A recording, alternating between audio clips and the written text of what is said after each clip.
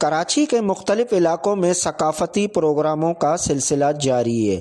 بلدیہ ٹاؤن میں محبان سندھ فورم کراچی کی جانب سے بھی سندھ کی تاریخ، ثقافت اور اہمیت کو اجاگر کرنے کے لیے خصوصی تقریب کا اہتمام کیا گیا۔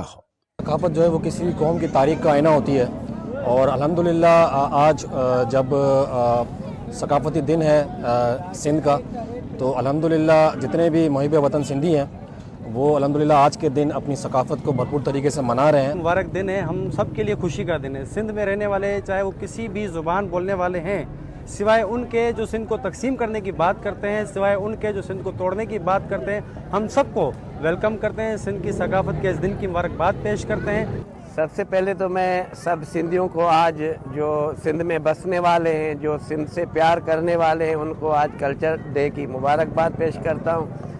اور یہ جو ہماری سندھی قوم ہے، ان لوگوں کو یہ میسج بھی دیتے ہیں آج جو کہہ رہے ہیں کہ سندھی الگ الگ ہیں، سندھی وہ یہ دیکھو کہ سندھی سب اکٹھا ہیں۔ تقریب کے شرکاء نے کہا کہ سندھ کی تہذیب صدیوں پرانی ہے اور اسے تقسیم کرنے کی باتیں کرنے والے ہوش کے ناخن لیں، کیونکہ سندھ کی تقسیم کسی صورت قبول نہیں۔